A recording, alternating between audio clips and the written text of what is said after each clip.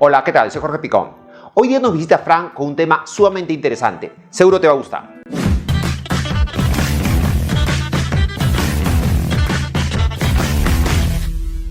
Jorge, muchas gracias por darme la oportunidad de tratar este tema sui generis, que al parecer aparece únicamente en los medios de comunicación e incluso en redes sociales cuando logramos sentirlo apenitas.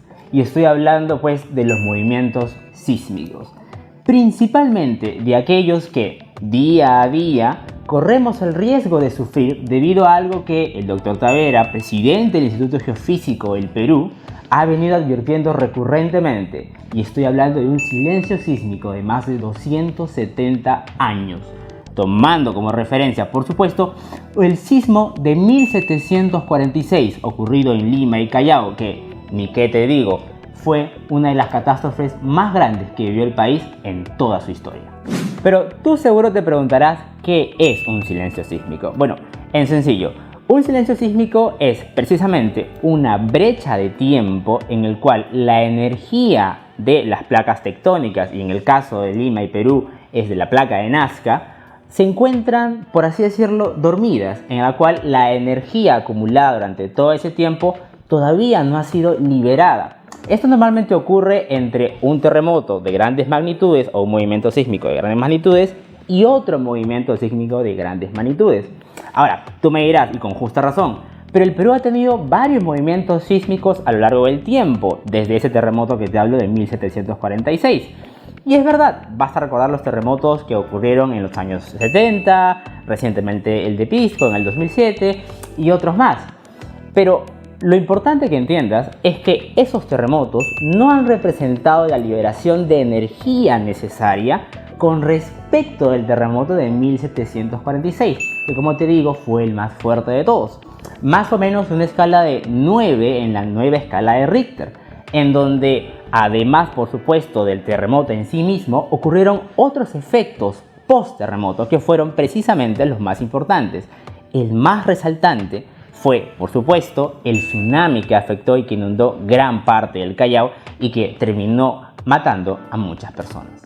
Ahora, con respecto a este espantoso sismo de 1746, que por cierto duró más de 3 minutos, ha sido tomado como referencia para justamente este silencio sísmico.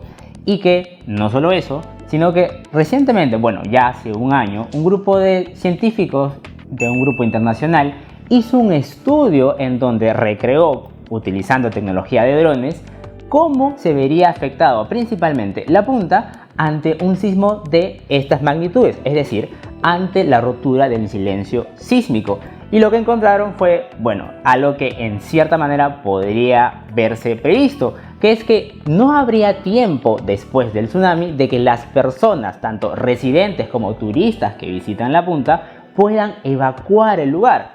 Desde ese tiempo hasta ahora, bueno, poco se ha hecho o las autoridades no han tomado tantas cartas en el asunto como deberían y quizás ninguna, porque la situación viene siendo exactamente la misma. No solo por eso, sino porque hay algo importante que tienes que tener en cuenta, y es que hay una diferencia crucial entre lo que es un terremoto y un maremoto. La diferencia principal es que el maremoto es un movimiento sísmico que se produce en las profundidades del mar y que como consecuencia normalmente trae un tsunami, que es justamente la que afectaría a las viviendas y a los residentes del litoral. Eso por supuesto es la diferencia principal con un terremoto, que es terra-moto, tierra, terra, moto, movimiento, y maremoto, mare, mar y moto, movimiento.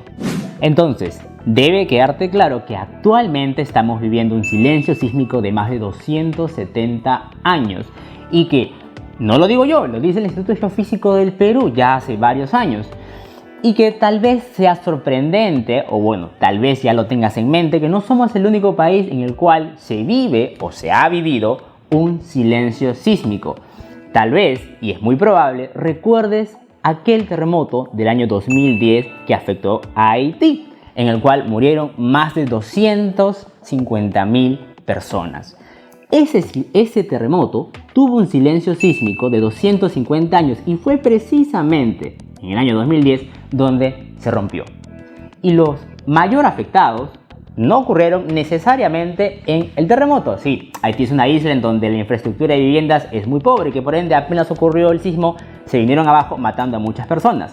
Lo peor vino después, en los efectos que trajo consigo el terremoto, es decir, en el post-terremoto, en donde debido, por ejemplo, a un aeropuerto mal incorporado, a infraestructuras viales en las cuales no se pudieron acceder a la ayuda humanitaria que se estaba trayendo internacionalmente, muchísimas personas de esas más de 200.000 que te he dicho fallecieron a causa de esta mala organización de infraestructura, de gobierno, de prevención que llevó a la tragedia que tú ahora conoces.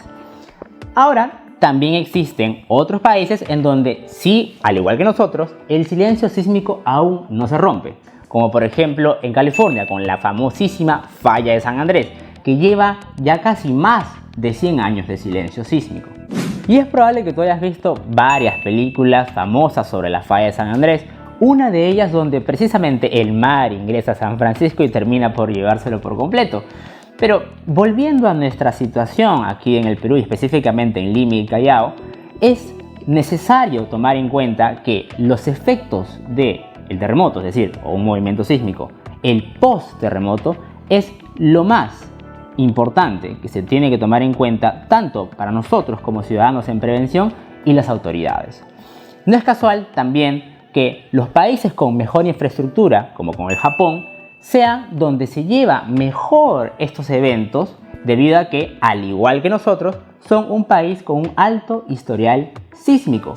Yo me pregunto, ¿cuál es el nivel de prevención que se está logrando hoy en día a partir de las autoridades de todo tipo? Desde infraestructuras tan grandes como por ejemplo el aeropuerto Jorge Chávez, que por cierto hoy en día está casi colapsado, y en prevenciones mucho más focalizadas, como por ejemplo aquellos distritos en donde las viviendas no han sido debidamente construidas y no tienen, por ejemplo, planos básicos o incluso servicios básicos.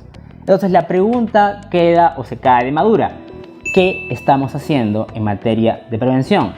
Es de suma relevancia que entiendas que nuestra labor aquí en Cápsula para Millennials no es de ningún modo alarmarte. Todo lo contrario, es informarte sobre realidades que están sucediendo hoy en el Perú. Y que, por supuesto, tomas en cuenta el hecho de que es necesaria una prevención de parte de las autoridades, que así como hay un gasto destinado a otro tipo de actividades, también se pueda centrar en esta materia. Y porque en el Perú lamentablemente hay una frase que siempre está como que viviendo entre nosotros, que es: después de robado, candado. Es decir, que una vez suceden los hechos, nada ya se puede hacer y simplemente se deja de lado. Muchas gracias, Jorge. Es un tema sumamente interesante para ti. Te aconsejaría ver la cápsula nuevamente. Comparte este video y síguenos en redes sociales.